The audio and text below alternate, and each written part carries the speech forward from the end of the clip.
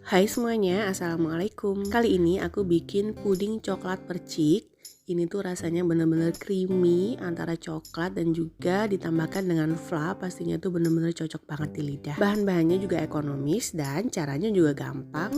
Bisa langsung kamu praktekkan sendiri di rumah. Sebelum memulai, jangan lupa untuk klik tombol subscribe bagi kamu yang belum subscribe. Jadi gimana sih cara membuatnya? Juga aku pakai bahan apa aja? Simak terus videonya sampai akhir. Keep watching.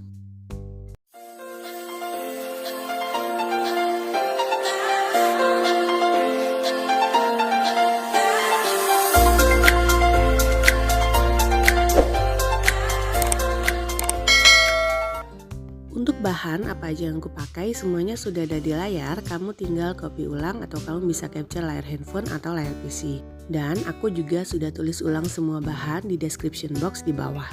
Nah jadi untuk langkah yang pertama aku mau bikin untuk bahan percik, masukkan kurang lebih 1 sendok teh agar-agar plain. Kemudian tambahkan dengan 1 sendok makan gula pasir. Jadi di sini aku pakai susu ultra yang coklat. Boleh bebas pakai susu apapun.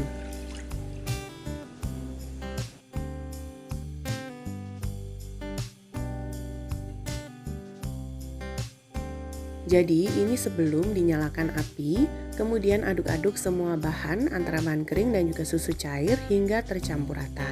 Karena ini warnanya kurang pekat, aku mau tambahin lagi dengan 1 sendok makan coklat bubuk. Lanjut aduk-aduk lagi hingga benar-benar tercampur rata. Dan pastikan juga tidak ada bahan kering yang menggumpal. Setelah dirasa sudah tercampur rata, kemudian mulai nyalakan api dan didihkan.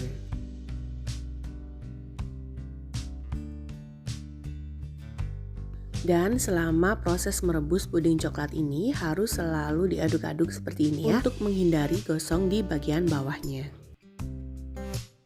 Setelah mendidih seperti ini, kemudian matikan api.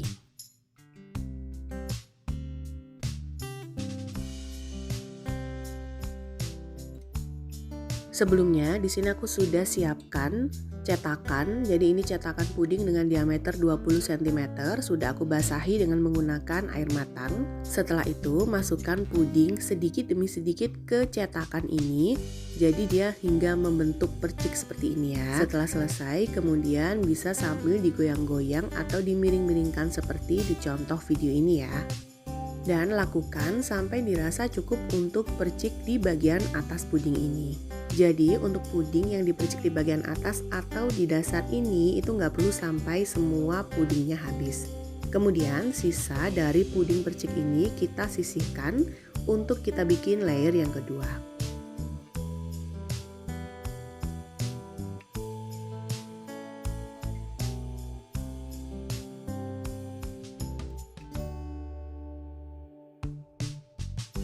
Setelah dirasa cukup, kemudian diamkan di suhu ruang sampai dia set kurang lebih selama 30 menitan.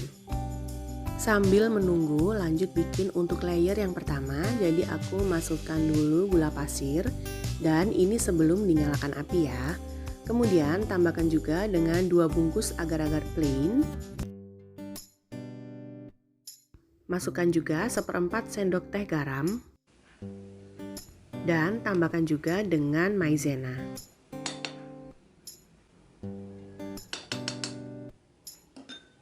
Setelah itu aduk-aduk rata semua bahan kering hingga benar-benar tercampur.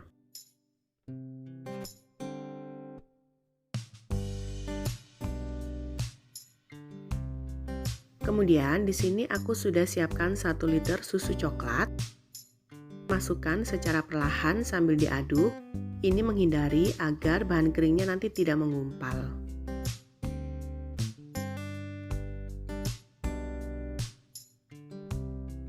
Kemudian aduk rata hingga benar-benar semuanya tercampur.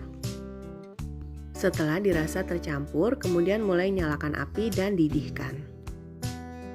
Dan masih sama ya, pada saat proses merebus puding coklat ini harus selalu diaduk-aduk agar dia nggak gosong di bagian bawahnya.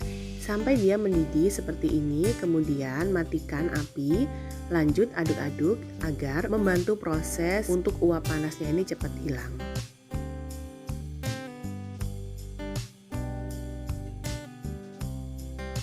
Dan setelah itu pastikan dulu untuk percikan tadi yang sudah kita tuang di atas loyang ini sudah set. Kemudian tuang puding coklat ini secara perlahan, jadi agar dia nggak merusak tekstur percikannya yang tadi ya.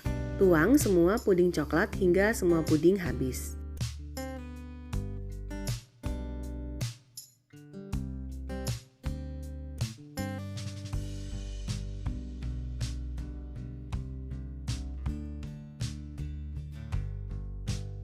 Dan setelah semua puding coklat habis, kemudian diamkan di suhu ruang kurang lebih selama 60 menitan hingga dia set. Lanjut bikin untuk layer yang kedua. Jadi ini adalah sisa dari puding percik yang tadi. Kemudian tambahkan dengan gula pasir. Jadi ini sebelum dinyalakan api ya. Masukkan sisa dari agar-agar yang tadi sudah diambil setengahnya. Tambahkan dengan sejumput garam. Dan masukkan juga dengan 1 sendok makan tepung maizena. Kemudian aduk-aduk hingga semua bahan tercampur rata. Jadi awal ini aku ngaduk-ngaduk bahan keringnya dulu di bagian atas. Kemudian aku aduk lagi semuanya hingga dengan puding coklat yang pertama.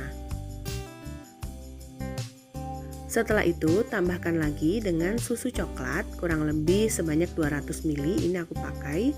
Kemudian aduk-aduk hingga tercampur.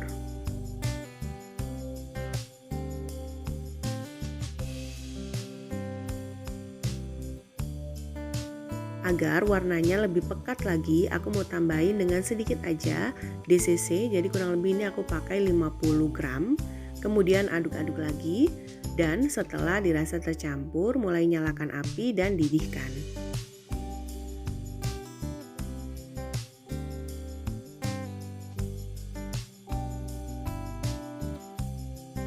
Masih sama, selama proses merebus puding coklat ini harus selalu diaduk-aduk hingga dia mendidih seperti ini. Kemudian mulai matikan api dan masih aduk-aduk lagi agar uap panasnya cepat hilang.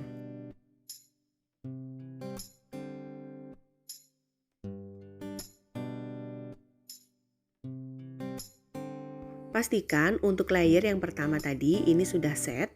Kemudian mulai tusuk-tusuk dengan menggunakan garpu boleh, pakai tusuk sate juga boleh. Jadi tusuknya ini juga nggak sampai ke dalam ya, hanya di bagian luarnya aja.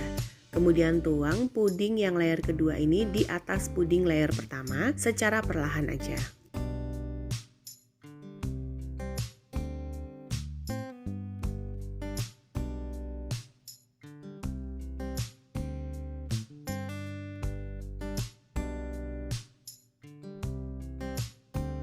Setelah semua puding layer kedua ini habis dituang ke dalam cetakan, kemudian diamkan hingga dia set di suhu ruang atau boleh juga dimasukkan ke dalam lemari es hingga dia benar-benar set.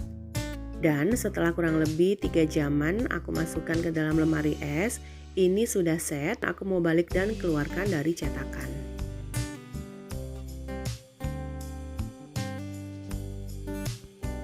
Dan ini hasilnya puding coklat percik sudah jadi. Ini anak-anakku suka banget, hasilnya juga rasanya enak dan juga lembut, creamy dari susunya dicampur dengan coklat, apalagi ditambahkan juga dengan flan. Selain untuk cemilan sendiri di rumah, bisa juga untuk ide jualan kamu atau hampers untuk puding ulang tahun temen ataupun kerabat. Dan ini aku mau cobain gimana sih rasanya puding coklat percik ini, semuanya full coklat. Dan ini tampilannya setelah dipotong bener-bener kelihatan banget kan lembutnya.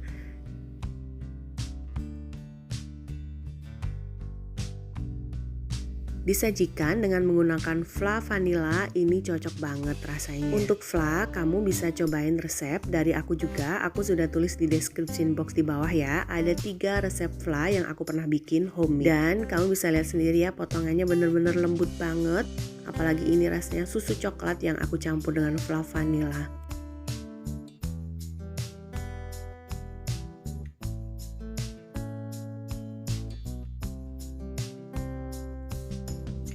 Jadi untuk puding ulang tahun ini bisa banget tinggal kamu tambahkan aja topper happy birthday di bagian atasnya. Atau boleh juga untuk hampers ke teman ataupun kerabat.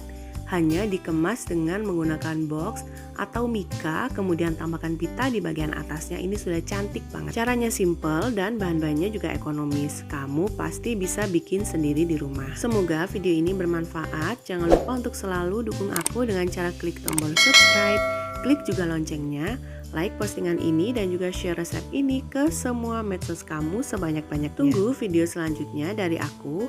Wassalamualaikum warahmatullahi wabarakatuh.